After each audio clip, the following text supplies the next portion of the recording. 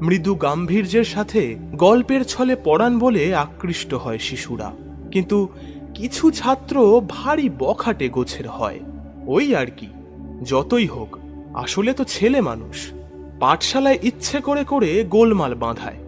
তাতে কখনো কখনো ঋষিনার দু এক ঘা বেতের বাড়ি তাদের হাতে বসায়ও। শিক্ষক হিসেবে অল্প আদ্রু শাস্তি দিতেই হয়, নয়তো গ্রাহ্য করবে না তারা। কিন্তু তাদের সকলকে সে বড় ভালোবাসে, ওদের ভালোর জন্য এইটুকু শাসন তাকে করতেই হবে। সদর দরজা থেকে বেরিয়ে কয়েক পা এগোতেই ঋষিনাথের পায়ের তলায় কি একটা ফুটল। ব্যথায় কুঁকিয়ে উঠল সে। আস্তে আস্তে পা ওঠাতে দেখল পায়ের তলায় কিছু ফুটে নেই, কিন্তু ইতিমধ্যেই গলগল করে রক্ত বেরোচ্ছে। তারপর চোখ পড়ল মাটির দিকে। সূচালো মতো কি একটা মাটির ভেতর থেকে উঠে আছে। সেদিকে আর ভ্রুক্ষেপ না করে বাড়ির দিকে এগিয়ে চললেন তিনি। পাশের গাঁয়ে হাটের দিকে তার আর যাওয়া হলো না।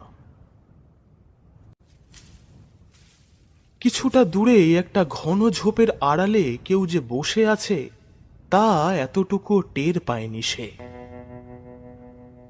সে বাড়ির ভেতর ঢুকে যেতে ঝোপ ঠেলে এগিয়ে এলো একটা মূর্তি।